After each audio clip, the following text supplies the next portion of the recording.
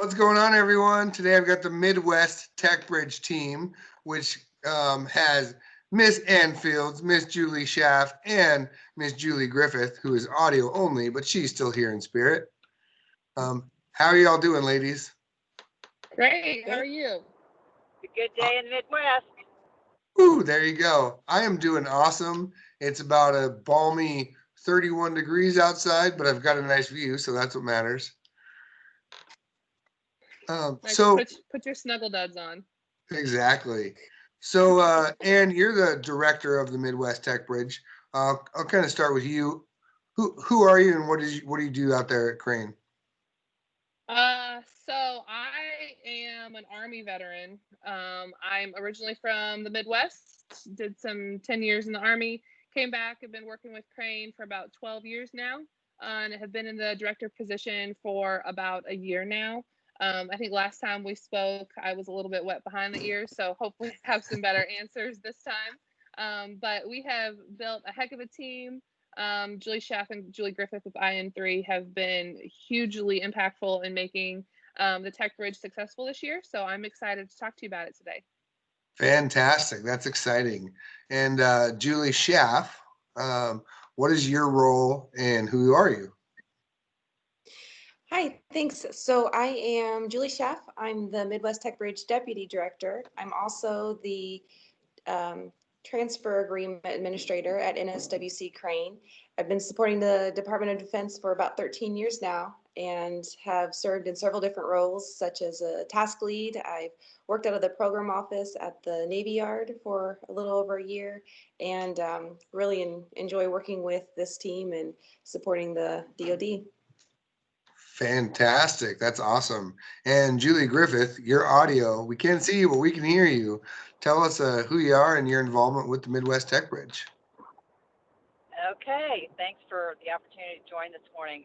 Julie Griffith with the Indiana Innovation Institute. I'm Executive Vice President for Strategy, Partnerships, and Outreach, which is a mouthful, but it kind of encapsulates what I do every day. And we are the PIA partner for the Midwest Tech Bridge. And my organization was really stood up to help develop a hub of national security innovation in the region where Crane is located. So that's what we're doing. Fantastic. Sounds like some great ladies running the show out there in Indiana. So that's awesome. So Ann, I'm going to come back over to you. What is kind of the I'll use Crane. You're based out of Crane, Indiana, but the Midwest Tech Bridge. What are you guys focusing on right now, and what have you been up to? Yeah, so there's been about 4 things that we've spent a lot of time this last year focusing on. Really, our goal was to expand and engage the internal and external network. So, external is pretty obvious. Those small businesses, innovators, startups, academia, non-traditionals, other government agencies, really trying to develop that ecosystem more.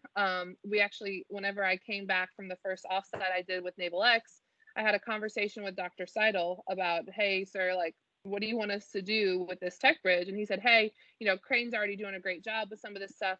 You need to take what the Crane team has already done and put it on steroids. So that's very much what we're trying to do. The thing that we've done that may be a little bit different than some other tech bridges, though, is we have developed what we call the Midwest Tech Bridge Steering Group. And so it's a group of probably about 100 business analysts, decision makers, managers at Crane who are the problem owners. And we really want to engage them as much as we engage the external network to be able to understand what their toughest problems are.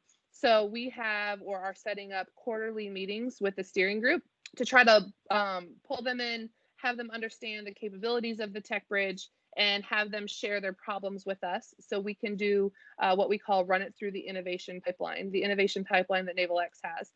So we have worked with a couple of those. I actually just got off a call with another one of the divisions at Crane with more ideas of what we can do with the tech bridge.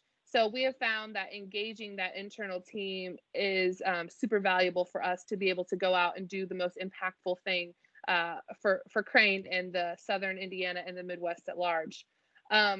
This past year, we've had probably 12 to 15 events. We've had small business events that are really focused externally on helping organizations within the ecosystem understand how to do business with the DoD.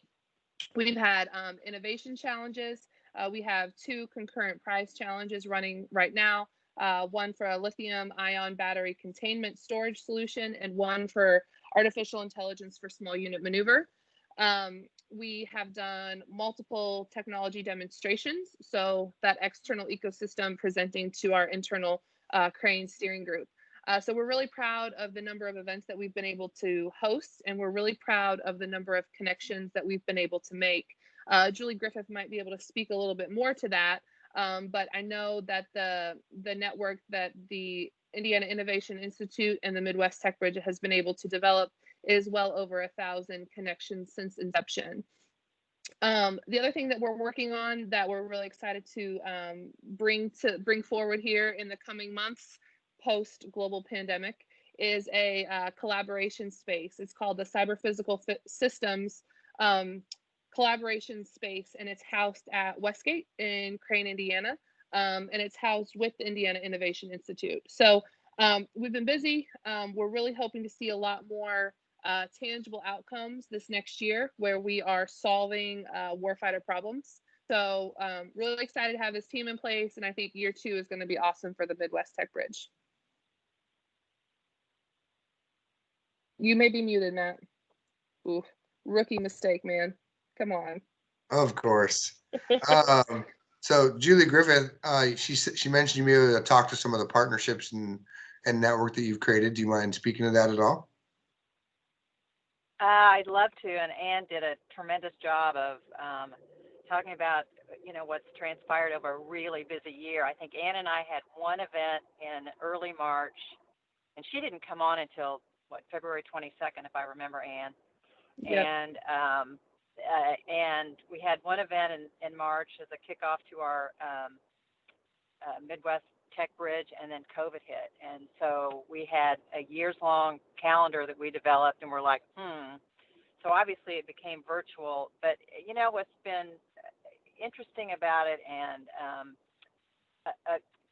kind of a silver lining to, some dark times here, is that we've really managed to expand our outreach, in ways that we would have never been able to do had we just had in-person events, which are certainly ideal for all kinds of reasons. But, we have, as Ann mentioned, well over, I think we're approaching over 1,100 connections, which span, industry, academia, nonprofit world, and of course government. So we're really happy about that. And it's really occurred as a result of the success of some of these Tech Bridge events, and I think actually the thirst that there is out there for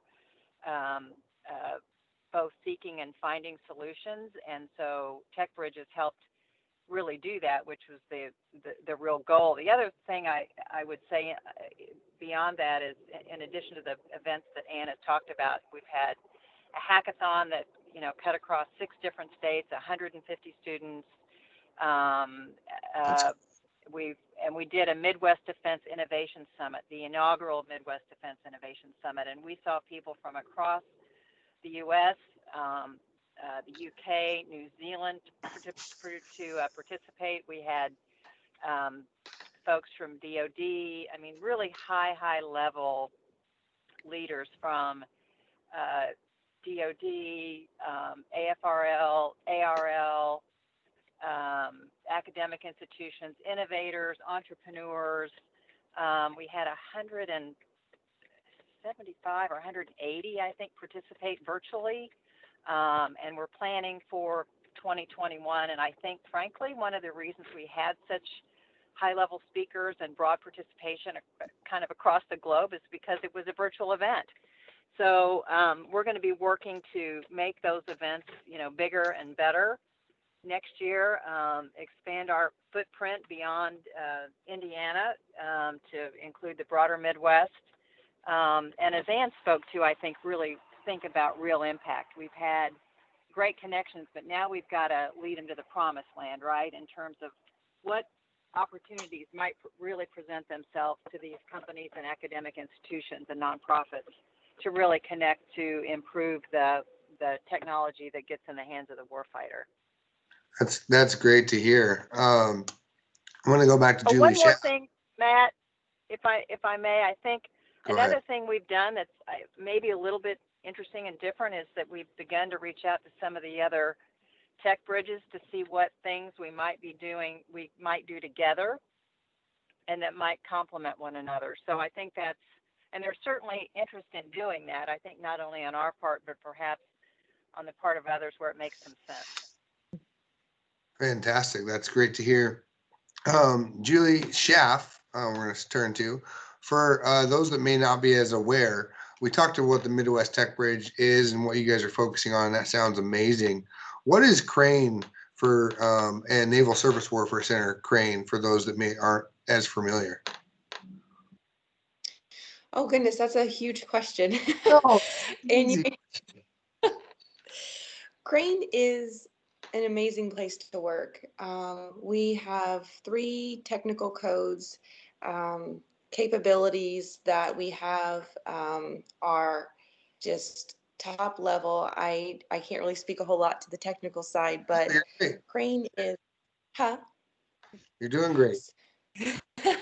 So, so basically, I would say that it's one of the bases that's a Navy base that is not surrounded by water, but it is one of the top, I would say, sought after Navy bases that people go to for best practices and to see how we do business, because we are recognized as national leaders in a lot of different areas. So I am very thankful to get to be a part of Crane and support that Warfare Center. So that'd probably be the best way to sum up. No, that's great, and I think it's great because when the tech bridges were kind of built out and created, the model kind of came from Crane and Orlando because you guys had this tech bridge, maybe a new term and name, but this ecosystem of partnering you guys have been doing for many years. You even have a teammate of yours who's at NavalX, Sandra Laughlin. Yes. So great things happening out there. And is there anything else you think people should know about Midwest Tech Bridge, and how do people get a hold of you? Yeah. So I don't know that there's anything else I would want them to know. I think the one thing that I would ask folks to do is to like and follow us or friend us or whatever it is that you do on LinkedIn. I'm old. I used to know, like, do the hashtag, do something. Follow the Midwest Tech Bridge on LinkedIn. That's where we post all of the events that we have. Also, the Indiana Innovation Institute, you can check out their webpage. We're in the process of trying to congregate all of the information across the Midwest, all the events, all the opportunities that'll be housed not only on our LinkedIn page, but also the IN3 webpage. I've got, I just appreciated everyone's time listening and appreciate your time, Matt, just chatting with us today. Fantastic. You're welcome. Well, thank you all, the double Julies and the Ann, for all of your time. Well, thanks for the opportunity, Yeah. and we look forward to doing it again and sharing the good things that are happening in the Midwest. Fantastic. And if anyone needs to get a hold of them, there's multiple ways through the Naval X website, through their LinkedIn page, through the Naval X LinkedIn page. We'll make sure that you get a hold of one of these amazing ladies. Ladies, have a great day, and thanks for tuning in.